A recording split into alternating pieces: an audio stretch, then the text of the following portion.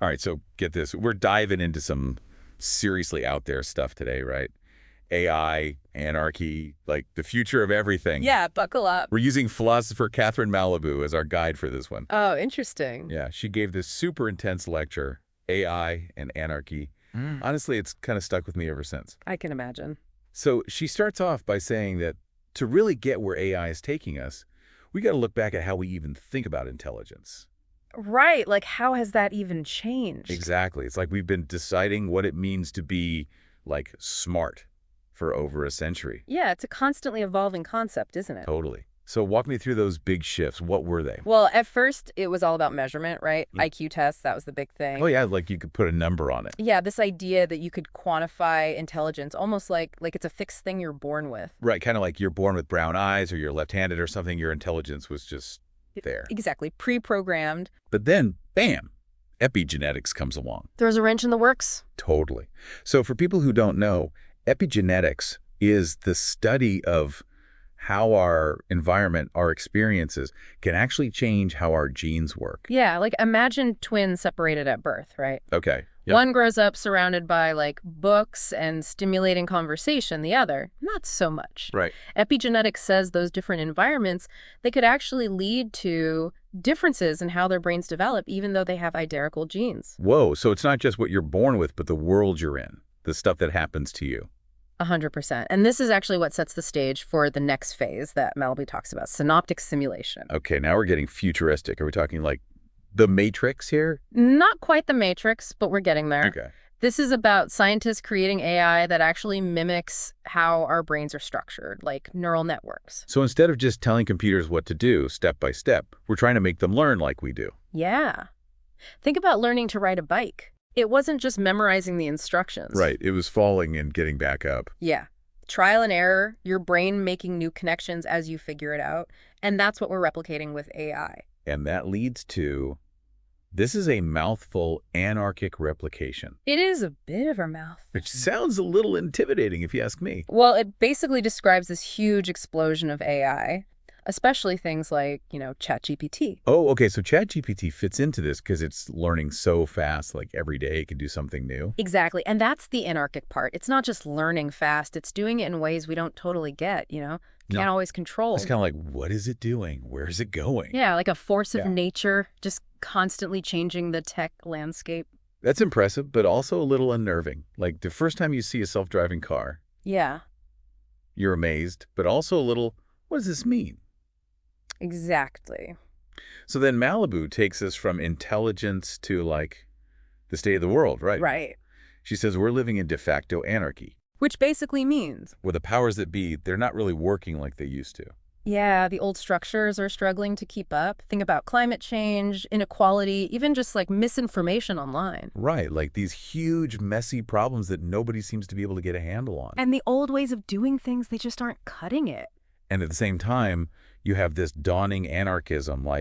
Are those two sides of the same coin? They are, absolutely. Right. So as those systems kind of falter, people are taking things into their own hands. Makes sense. Grassroots movements, online communities, you see it with alternative currencies, decentralized technologies. People are looking for new ways to do things. So it's like things falling apart, but also new stuff emerging. It's like a forest after a fire. Perfect analogy. Destruction and renewal all at once. Yeah, and in all this chaos, Malabou sees this link with the rise of AI, like with ChatGPT. Right. Because ChatGPT itself is kind of anarchic, right? Exactly. Anyone can use it, doesn't care who you are or what you believe.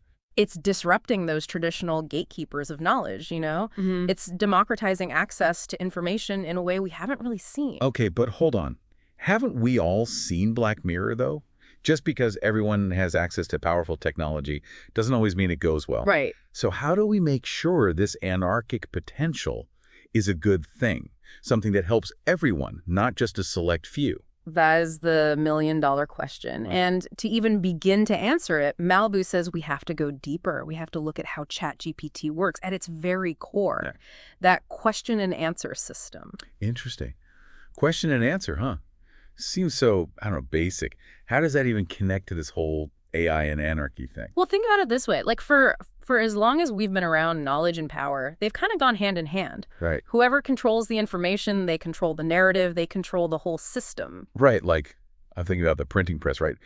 Suddenly, it wasn't just the church or the king who had all the books. Exactly. Yeah. And that shift, that access to information, it totally fueled these huge social and political shakeups. Now, fast forward to today with ChatGPT, these massive language models. Anyone who's online can have this conversation with what feels like, I don't know, an all-knowing AI. Right, you can ask it anything. And while it might not have all the answers, and trust me, it definitely doesn't, Yeah. it forces us to look at the limits of even asking questions in the first place. Okay, how so? Because asking questions seems like how you get information, right? It is, but it also kind of keeps us stuck in this loop, right? We ask, we get an answer, we ask again, and so on. It's like we're so busy looking for the right answer that we forget to actually think about the question itself. Yeah, I feel like I do that online all the time. It's like this constant search for the perfect response, the ultimate comeback. Exactly, and that's where Malabou, she says something kind of surprising. Okay. She says, maybe the most radical thing about ChatGPT isn't that it can answer us, but that it can't really respond. Okay, whoa. Now we're getting philosophical. What's the difference between, like, answering and responding? So an answer, that's just information, right? Right. But a response, that's deeper. It comes from a place of understanding, empathy. So ChatGPT, it can give you info, but it can't really get us, emotionally. Exactly. It can't feel what we feel. It doesn't have that lived experience. It can't offer real comfort or challenge or inspiration. It can mimic it, sure, Yeah. but it can't truly feel it. So this inability to respond, that's what she calls the unsettling silence of non-response. That's it. And it's unsettling because it's like there's this void, right, at the heart of this tech. It can write a poem, it can process info, but it doesn't know what any of it means. And this goes back to anarchy, because if AI can't give us the answers, then we got to figure it out ourselves. Exactly. And that is scary, but also it can be freeing. I'm starting to see where you're going with this, but I do have to ask, not everyone thinks we should just, I don't know, lean into the unknown, right? What about someone like Chomsky? He seems pretty wary of AI, of stuff like ChatGPT. Yeah, he is. And for good reason. He sees it as kind of like giving up responsibility. Because we're basically letting machines think for us. Exactly. He's worried that we're going to lose the ability to think for ourselves, to form our own opinions, have real debates, and it's hard to disagree. So we've got Malabou saying this non-response could be this, like, catalyst for a new kind of anarchism, and Chomsky saying it could be, the end of critical thought.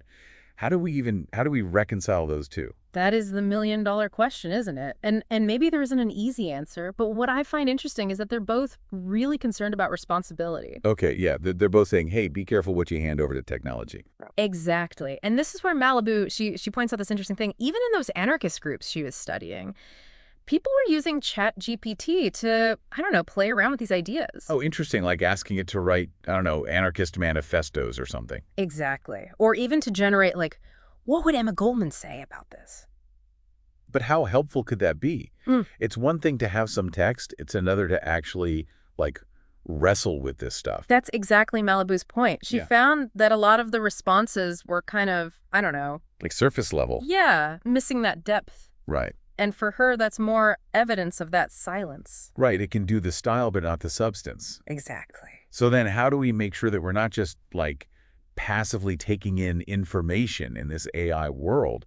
How do we actually keep those critical thinking skills sharp? That is where her idea of anarchic replication gets really interesting. Remember how we were talking about how AI is constantly learning in ways we don't fully get? Yeah, it's like it's always updating. Right. Exactly. She's saying we need to approach knowledge that way, too. It's not enough to just passively read a book or listen to a professor or even a chatbot, right? We'll get to be questioning, pushing back, even, like, disrupting our own assumptions. Exactly. It's about embracing that kind of anarchic spirit, always seeking new perspectives, being willing to change your mind when you encounter new info. So it's like we have to become comfortable with not knowing everything. Exactly. That adaptability, that willingness to be like, okay, what don't I know?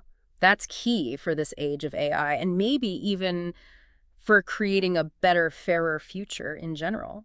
So it's not just about the tech, but about the world we build around it. Exactly. It all circles back. Yeah. And this leads to probably Malabou's most, I don't know, out there idea Okay. that AI, with all its contradictions and craziness, might actually create the perfect conditions for a new kind of anarchism. Okay, you have officially blown my mind, I got to say. Mhm. AI as a catalyst for anarchy.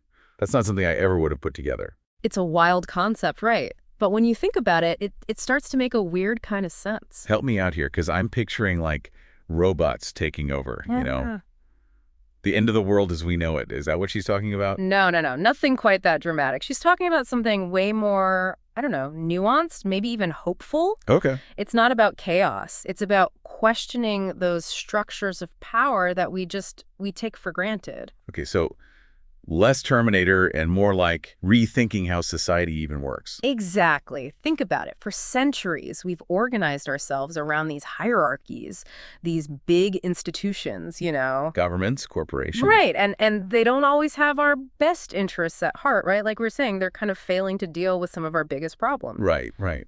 And Malabou, she's saying that AI, because it can empower individuals, it could actually help us break free from those old, outdated models. So instead of all the power at the top, it becomes more like spread out. More people have access to it. Exactly.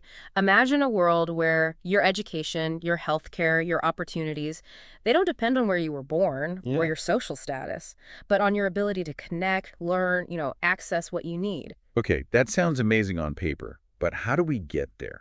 Because AI is just a tool, right? And like any tool, it can be used in good ways and bad ways. 100%. And Malabou's not naive to that. She knows AI could easily be used to just reinforce the power structures we already have or even create new problems. So how do we stop that? How do we make sure this anarchic potential is actually a good thing? She says it starts with us.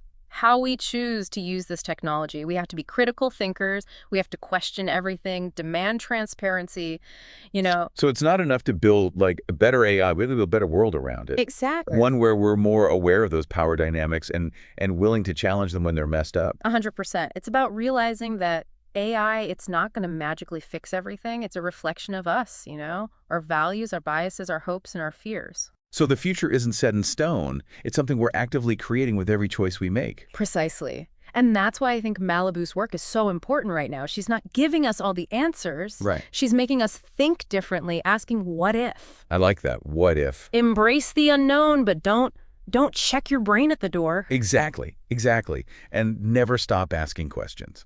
I think that's a good rule for life in general, but especially in the age of AI. Couldn't agree more. So to everyone listening, what questions are you asking? What kind of future do you want to be a part of? Think about that as we wrap up our deep dive for today. Until next time, keep those minds open, and remember, the future is unwritten.